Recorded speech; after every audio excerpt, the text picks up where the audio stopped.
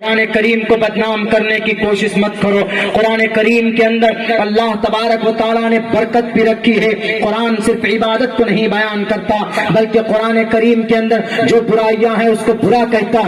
اگر کوئی آدمی کسی غریب کو پیسے دے کر اس سے اگر زیادہ پیسے اینٹتا ہے اس کو قرآن کی زبان میں سود کہا جاتا ہے۔ اللہ نے قرآن میں اس قرآن کے ذریعے سے اس بڑی اور بری بیماری سے روکنے کی کوشش کی ہے، اور اللہ نے یہ کہا کہ ہے لوگوں، اگر تم کسی غریب کو قرض دو تو اس سے تم اتنا ہی پیسہ لینا جتنا تم نے دیا ہے۔ اگر 10 روپے دیا ہے تو 10 ہی روپے لینا، تمہیں اس سے 20 روپے یا 15 روپے لینے کی 10 روپے کے عوض میں یہ جائز نہیں ہے۔ یہ قرآن صرف عبادت کی کتاب نہیں، قرآن سود جیسی برائیوں کو بھی روکتا۔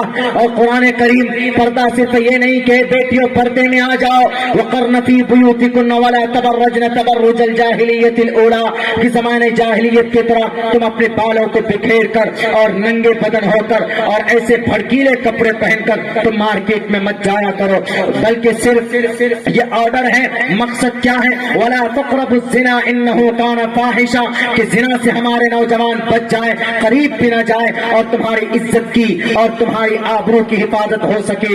Don't show your beauty and ornament in front of the stranger person، اپنی خوبصورتی کو غیر محرم کے سامنے مت رکھو۔ قرآن کریم اگر آرڈر دیتا ہے تو اس کے پیچھے صرف ایک مقصد یہ ہے کہ بیٹی کی عزت محفوظ ہو جائے۔ اور بتاؤ دنیا والوں، اگر کہیں پر سماج میں کوئی یتیم بچہ ہے تو قرآن کہتا ہے وَأَمَّا السَّائِلَ فَلَا تَنْهَرْ وَأَمَّا بِنِعْمَةِ رَبِّكَ فَحَدِّثْ۔ اللہ کے نبی علیہ السلام کے ذریعے سے دنیا والوں کو پیغام دیا جاتا ہے، اور پھر یہ کہا جاتا ہے سارے کلمہ پڑھنے والے بھائی انما المؤمنون اخوہ۔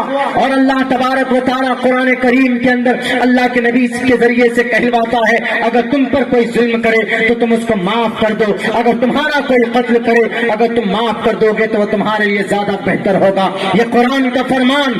قرآن میں صرف یہ نہیں، قرآن میں تشدد، قرآن کو تم تشدد کی کتاب بتاتے ہو دنیا والوں کہ نہیں جی اس میں جہاد کی باتیں ہیں اور اس میں لڑائی کی باتیں ہیں، وہ باتیں تمہیں یاد رہتی ہے۔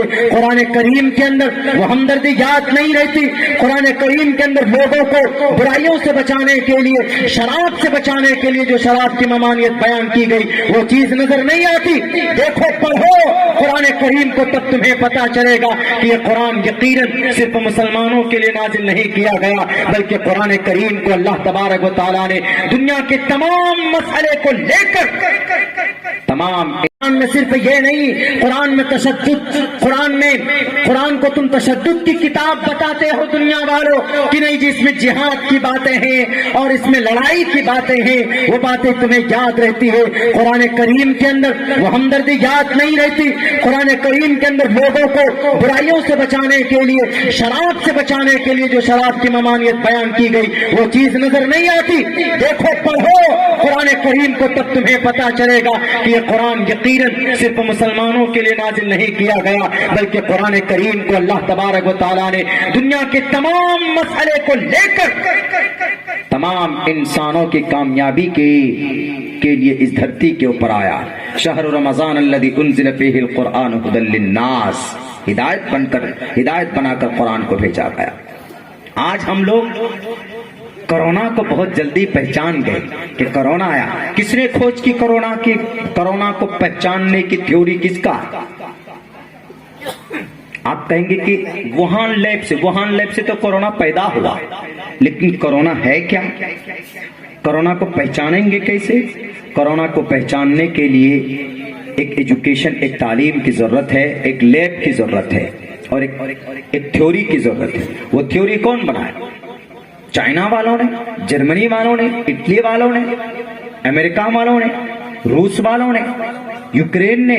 نہیں، ابو بکر محمد بن زکریا الرازی، جس نے انفیکشن اور جراثیم کو پہچاننے کا ایک تھیوری بنایا۔